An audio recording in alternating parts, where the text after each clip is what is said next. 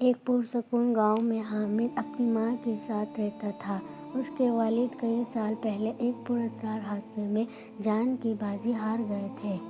حامد بہت چھوٹا تھا، لیکن اس کی ماں آج بھی اس واقعے کی وجہ سے رات کے وقت بہت محتاط رہتی تھی۔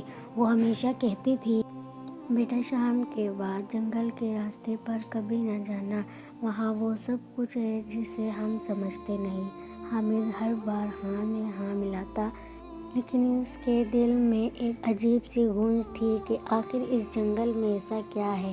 ماں کی نصیحت اسے اچھی لگتی تھی، مگر تجسس اس سے بھی بڑا تھا۔ ایک دن گاؤں میں بڑا میلہ تھا۔ رنگین روشنیوں، ڈھول کی آوازوں اور خوش بھرے جھولوں نے ہر طرف پہاڑ سا میلہ بنا دیا تھا۔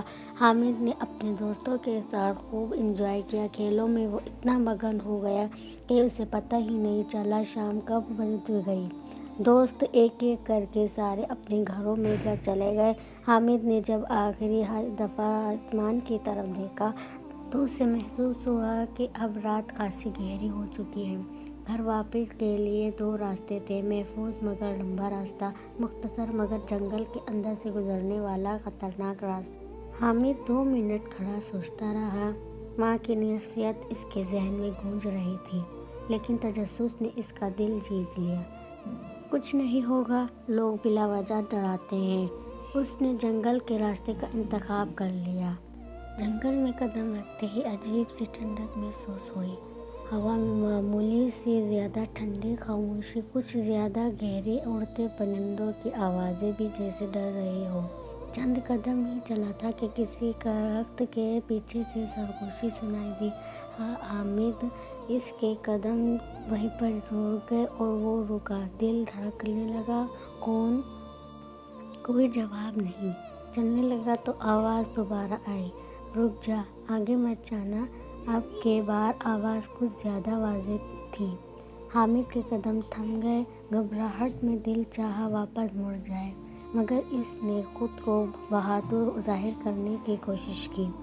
ضرور کوئی مذاق کر رہا ہے، وہ بڑبڑایا اور آگے بڑھ گیا۔ چند قدم آگے چلا کہ اچانک اس کے سامنے ایک بوڑھا شخص نمودار ہوا، سفید داڑھی، کمزور مگر گہری آنکھیں اور ہاتھ میں ایک لکڑی۔ حامد چونک گیا۔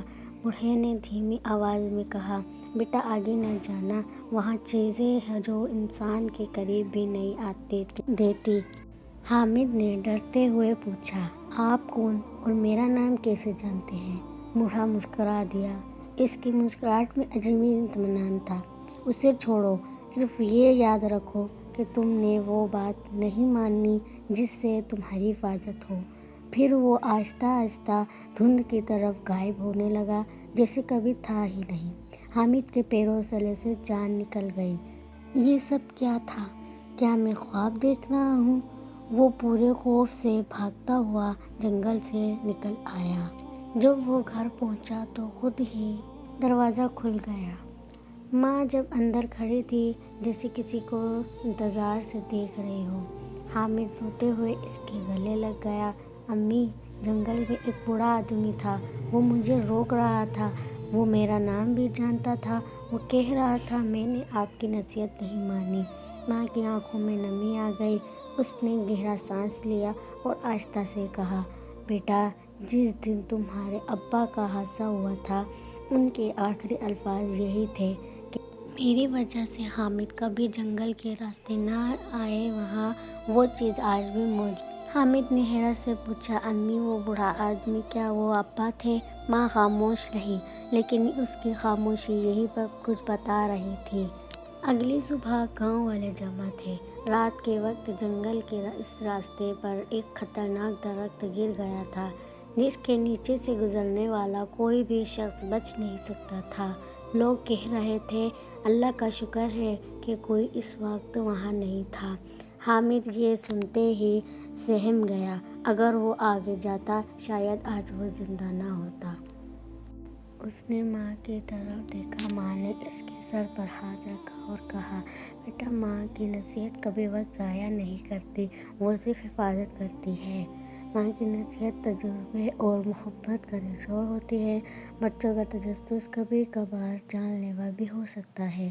جو اپنے پیاروں کی مانتے ہیں وہ ہمیشہ محفوظ رہتے ہیں، جو دنیا سے چلے جاتے ہیں وہ بھی کبھی کبھی ہمارے محافظ بن کر لوٹ آتے ہیں۔ قدرت ہمیشہ اشارہ کرتی ہے، بس سمجھنے والے کی ضرورت ہوتی ہے۔ تو آج کی ویڈیو آپ کو میری کیسی لگی؟ میری اس ویڈیو سے آپ کو کیسا وقت ملا کمنٹس میں ضرور بتائیے گا۔ ملتے ہیں کسی اچھی نیکسٹ ویڈیو کے ساتھ، جب تک کے لیے اللہ حافظ، ٹیک کیئر، بائے بائے۔